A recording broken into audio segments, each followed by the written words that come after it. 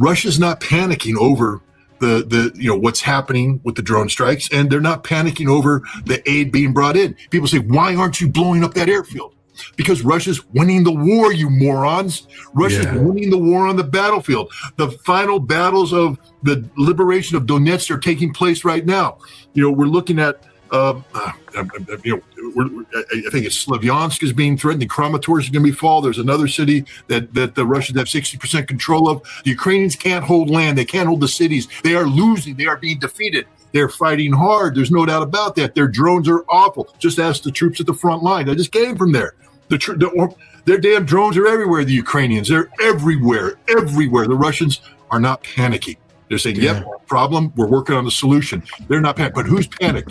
Zelensky, because he knows that the real war, where it counts, boots on the ground battles, is being won by Russia and won by Russia decisively. So he's playing these propaganda games. Right now, he's trying to provoke a conflict with Belarus in order to find a reason for Europe to get involved in this war. Europe will not get involved in the Donbass. They will not. And Europe's not going to get involved in Odessa. So you're saying that, and I think about this all the time, and I think you're right.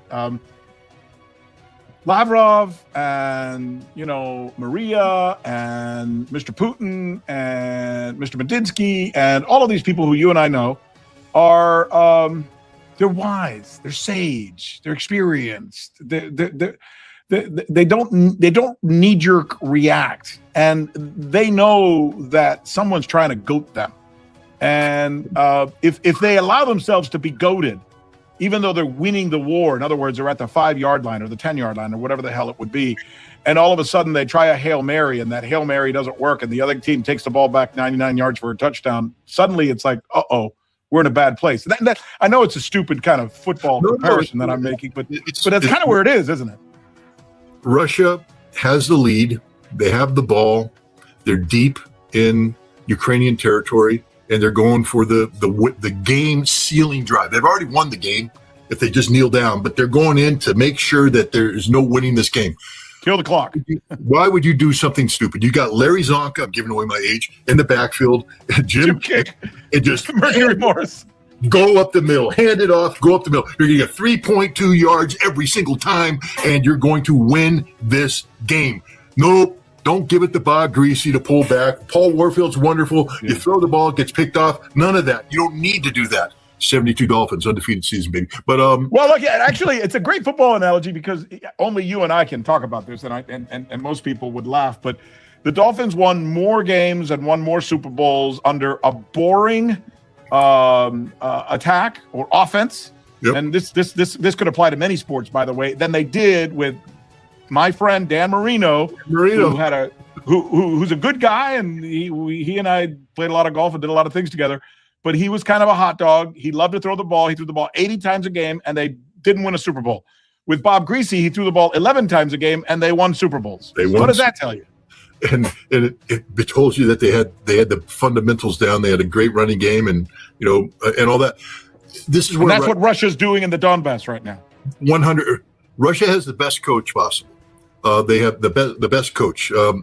Vladimir Putin is the Don Shula of the early 1970s.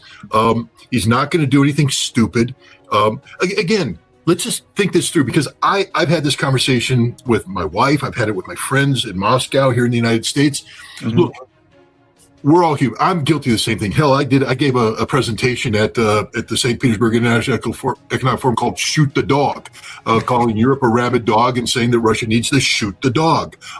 So I'm not wise. I am a Marine. I want to close with and destroy the enemy through firepower maneuver. And where's the sound of gunfire? I want to run to the gunfire and suppress it. Yes. This is why I was a Marine and not a national leader. Vladimir Putin is smart enough to ask the question, and then what?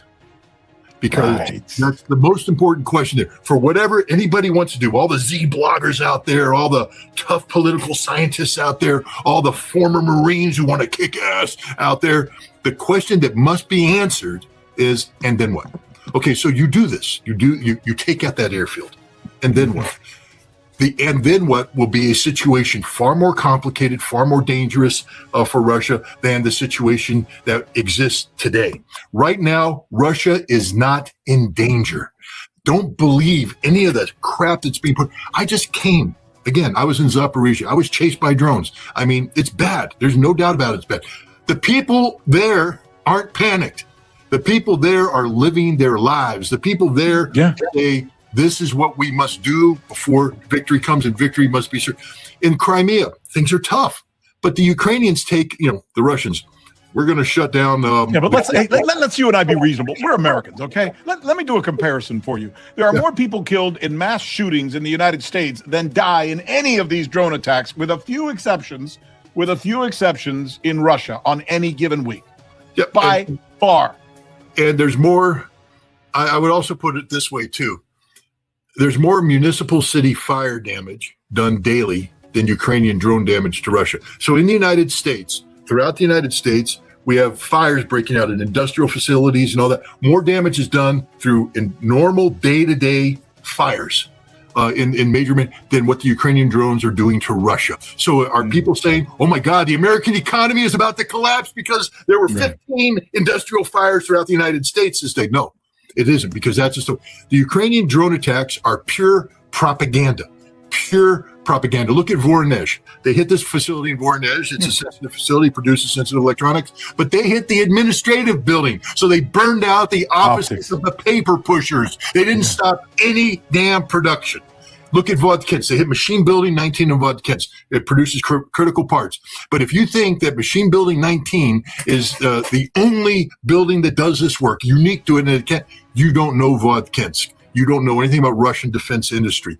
Vodkinsk is still producing missiles. There might have been a slight hiccup, but that's it. The Ukrainians are carrying out a masterfully executed British-run propaganda exercise where they flood the zone with drones. Look, we can build air defense. The Russians have very good air defense. People go, where's the Russian air defense? Well, they shot down 490 plus large drones. Okay, 490. That means that they expended a lot of missiles, a lot of ammunition. But what happens if you flood the zone? What happens if you have the U.S. intelligence coming in, British intelligence saying, if you shoot this seam right here, what you're doing is you're getting overlapping fields, and they only have 400 interceptor missiles available. So flood the zone with 500 drones. They're going to shoot down 400, 100 they can get through, and then the mobile teams are going to shoot down some, but you're going to get a handful of them going to their targets. And you'll get headlines. And the media will be there like your lapdog covering it. And I'll give you a perfect example of what I'm talking about, and you know this, and it really frustrates me as a journalist that stuff like this happen. Just a few days, speaking of Belarus, not long ago, we were all over this story where a bus carrying a boys' soccer team, Scott, it could be my kids or your kids, a soccer team going from Belarus to Russia to play in a tournament, gets bombed, 28 kids on there, 64 people in total, one lady gets killed, 7 people are sent to the hospital. You bomb a freaking school bus with children on board? And there's no sight or glimpse of this article anywhere in the Western press, in the Western press. But then 2 days later, the story that you just explained to our audience, some drones get through and they make a lot of smoke and a lot of headlines. And yes, the price of gas went up for 3 days here in Russia. And my golf buddies, who you would have met if you would have gone to play golf with me, were all pissed off about it. So yeah, it had a little bit of an effect. But think of the difference in that, though. You know, they don't cover a story where a bus is killed with kids on it, but they blow up every headline. New York Times, CNN, BBC, showing the smoke billowing off of Moscow. That's just unfair and dishonest. And that's all they're getting out of that story. They want a headline. It has nothing to do with winning a war. It's about getting a headline. The problem with asking the questions, though, is then you get answers that are very uncomfortable. Let me give your American audience some answers here, people. Eric Schmidt, one of the founders of Google, has funded a company that produces a drone called the Hornet for the Ukrainians. Now, the Hornet uses AI, and the Hornet uses Starlink. That's Elon Musk's company, an American company that to provide the satellite connectivity to guide this thing in.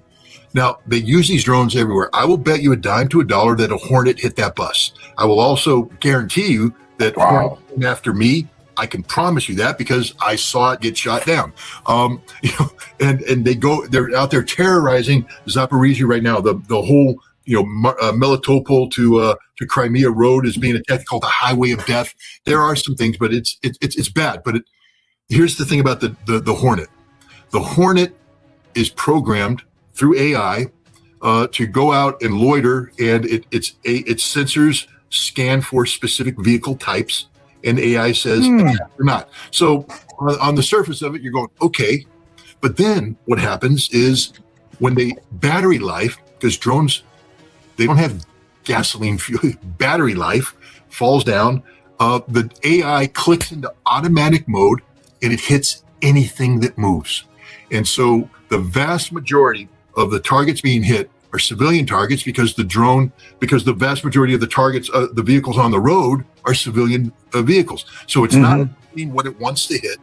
So then it clicks over to automatic mode and attacks civilian vehicles, because why the hell not? The goal is to terrorize the civilian population. This is murder. This is murder. If this crime was committed in the United States, Eric Schmidt would go to jail for life and he'd be liable to the death penalty. He's a murdering sack of cow dung. And Elon Musk is the same thing. I'm just going to say it to his face. Elon, you're a murderer of children. The 21 kids who died in Starbelsk died because your Starlink enabled the Ukrainians to fire 16 drones and murder those 21 innocent children. And they're murdering the boy in the bus. They're murdering others every day. This is a crime being committed by American companies using American taxpayer dollars, and facilitated by our government policies. We are the criminals here. Without us, half these crimes wouldn't take place. Here's my concern, given what you just explained to us, and you explained it very well. And I was in Starbelsk, as you know, and traveling to there, I can say I was lucky enough as a journalist that the Russian military escorted me there, and they had two, I don't know what the hell they're called, Scott, but they were two vans, SUVs, and they had this equipment on top, and they detected any kind of drone, and they were literally, it was kind of scary almost. They were driving almost 10 feet ahead of our bus. So if they would have hit the brakes, our bus would have crashed into it, but they have to be and remain really close. You get one to the next to you and one in front of you. Yep. You might be able to explain to our audience what that was, but go ahead. They're jamming the city, and you're lucky to have that. And a lot of their military convoys do have that, but the vast majority of the vehicles don't do that. There is I think I could say this. There is an app that's used throughout that people that gives you a warning, because they're detecting drones, and then they can send a signal out to cars, to civilians, who will then get the alert. There's a drone in your area, because the drone attack that we had, the civilian vehicles were driving right off the road. The people were running out of their vehicles and taking shelter. The military, scanning around looking for the targets. The military, I'm sure, had in the front of the vehicle, they had the same jammer system, but the civilians don't have that. So civilians are getting their alerts, separately. But here's my question that I wanted to ask you. Let's suppose, and boy, I hope this happens for the sake of both sides, because I don't think the Ukrainian people are getting anything out of this war. What's left in Donetsk? 10, 15%? Let's suppose that the Russians get that 10 or 15% in the next month or two or whenever. Whatever's left in Zaporizhia, what is it, 10, 15% also, or something like that, maybe 20%. They finished that as well. So now they got Luhansk, and they got Zaporizhia, and they got Donetsk, and they basically got the 4 oblasts, and they finally, obviously they already have Crimea. How does that change what we're seeing now? Because in essence, that would mean that the Ukrainian military on the ground would have been defeated, but this mamby-pamby crap with these drones could still continue for how long? And is that what the theater would look like for the next year, two, whatever? Scott? They're first of all, the mass number of drones aren't going to be fired by stay-behind forces or things like that. I'll give you an example. When I went to Starbelsk, there was 2 drones hit within a block and a half of where we were. At first, the Russians said, don't worry about it, that's outgoing. I'm like, I don't know, been around a little bit. Didn't sound like outgoing to me, but I'll believe you. And then they came and said, no, we got to get the hell out of Dodge. The Ukrainians have this derogatory term they use for the Russians that stay, that refuse to be evacuated. They stay in the villages. They call them the zhdun, the waiters. They're mainly older people. but they're waiting for the Russians to liberate them. But the Ukrainians have their own zhdun, people who stayed behind, got Russian citizenship because, the Russians bent over backwards to give citizenship to people who've gone. And then they wait, and the Ukrainians give them drones.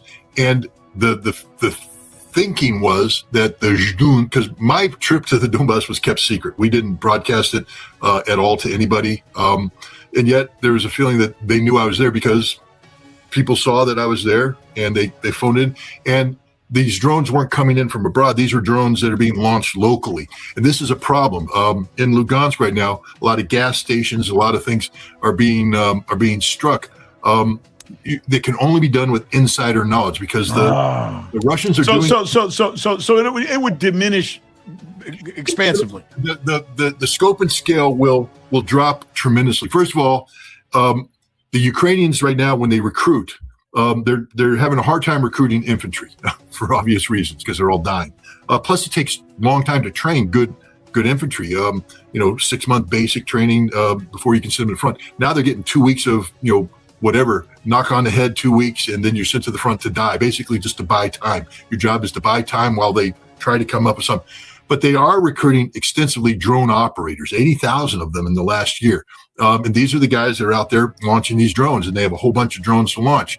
But the Russians have become very good at doing what we call pattern of life activity, meaning, there are certain things that you have to do to launch a drone. It just doesn't happen by magic. There are preparations that have to be done. So you're looking for patterns of life, and the Russians have their own drones overhead. And when they find a pattern of life, when the Ukrainians make a mistake, they kill them. And the deadliest job for the Ukrainians right now is a drone operator. They're being slaughtered. And they will continue to flood the zone with these guys while they can hold this last urban belt of Slavyansk, Kramatorsk, and the one city that's about to fall, whose name I can't remember. But when this breaks, and the Russians push through and take all of Donetsk, the Ukrainian army is going to break as well. And these drone operators will stop operating drones because they'll all be dead. Rubicon, which is the Rubicon Center, part of the Russian Ministry of Defense. These Rubicon units are the best drone hunters in the world. And if Rubicon gets in your sector and you're operating a drone, you're going to die. It's about 100% certainty that you're going to die. And this is what's happening. So as Russia wins this war, you're going to see a huge diminishment in tactical drones. And once that happens, now the Russian mechanized units now have more freedom to operate, and they'll do deeper penetrations, and the war will change. Drones. Yeah, there'll always be terrorist attacks. I imagine we can't stop that. Attacks are going to be there. There will be, but again, these things. Look, a lot of people need to reread Russian history and see what the Russians did from 1948 to 1954, 55. The defeat of the Banderists in Melnik, the Organization of Ukrainian Nationalism. Huge fights being fought in Ukraine. Huge fight for Nazis. And the Russians defeated them, hunted them down in the villages, and eradicated them totally. They were all gone. Hundreds of thousands were killed, hundreds of thousands fled, hundreds of thousands were sent to the Gulag. But then Nikita Khrushchev decided to blame Stalin for everything, and he called the Banderas political prisoners. So instead of rotting in the Gulag, he freed them in 1956, 57, and they came back and re-insinuated themselves into Ukrainian society. The Russians know what needs to be done, and the Russians will do this. They've done it, for instance, in Zaporizhia, there was a huge zhdun problem. And the Russian FSB went in there, and there isn't a huge zhdun problem right now. You can put 2 and 2 together, but the point is, if you're somebody out there supporting the Ukrainians, you will be found out and you will be brought to justice, and that justice will probably be life terminating. Let's thank God that Putin doesn't drink the way Khrushchev did, and we'll leave that alone, or we'll get in trouble for Russian historians. Final question. You are very connected, as much as anybody I know, with a lot of the people who know really what's going on the front line. Stas is really good with this kind of stuff too. What is the outlook right now? What is the latest intel? Tell us about what is actually happening on the front lines. The West is telling us that Ukraine is winning the war. Is there anything even remotely true about that statement, or is it completely the opposite? Ukraine's not winning the war, but they're putting up a hell of a fight. There's not a single Russian that I spoke to there who's engaged in the fighting who had anything other than words of not admiration, but they recognize a tough enemy when they see it. And the Ukrainians are putting up a hell of a fight. They're drone operators. I spent a lot of time with Russian drone operators, and they say the Ukrainians are very, very good. In many cases, they're better than the Russians. They have better technology. The West is flooding billions of dollars of technology. Technology means a lot in the drone game. The Russians are playing continuously. Now, the Russians will catch up. Very innovative guys, and they eventually find a solution, but then Ukrainians flood it again. This makes for a very, very hard fight. And sadly, it's a very bloody fight. This drone, to advance through the gray zone where FPV drones are, if you do it wrong, you die. Literally, you die. You're going to die. And so a lot of Russians are dying. People need to understand that this is not a bloodless fight. This is a very hard fight. But Russia's winning this fight decisively across the front, and the Ukrainians can't sustain this fight. This war is going to end in Russia's favor. And the other thing is that Russia, even though this is a hard fight and they're taking casualties and all this isn't the kind of casualties where you say, oh my God, I have to mobilize 500,000 men to bring them in. Russia has this under control. The casualties they're taking are not sufficient enough to disrupt the plan that Putin has in place. This is why there's no panic in the Kremlin. People say, oh, he's weak. He's the smartest dude out there right now. He has a grasp of everything. At the St. Petersburg International Economic Forum, his plenary speech was all about the economy, because he's not going to let this war define his strategic objectives for Russia, which is to build a Russia that exists successfully after the war is done. But then he turned to the soldiers. He gave them their orders, Robote and Brat, keep fighting, brothers, keep working. He knows what needs to be done, and it's being done. The Russians do have a problem with information warfare. They're their own worst propagandists. They have things that they could do better to tell this story. They're not good at it. The Ukrainians are being advised by two of the intelligence services that have the best information operation programs out there, the United States and the British. And so this is why we get what we get in mainstream media, in the blogosphere and social media, this narration of Ukrainian victory, Russian defeat. But the truth is, and I'm here to just tell you, I spent 10 days in the Donbass. I know it's not a lifetime, but it's more than just zipping in and out. And the truth is, I've never seen a region with better morale. I was expecting something because I'm telling you, Melitopol, no electricity, no water, and gasoline was very hard to find. Let's just be honest about that. I was supposed to go to Kherson, couldn't. The road was too dangerous. But instead of people saying we surrender, we quit, we want to, they're like, no, we got this. Don't worry about it. We got this. Kids are going to school. After Star Bells, you'd think the kids would be afraid to go to school. The universities are full of students who are going to school. You'd think after the bus got hit and the kid died that people say, I'm not getting on the bus. They are living their lives, and they will not be intimidated by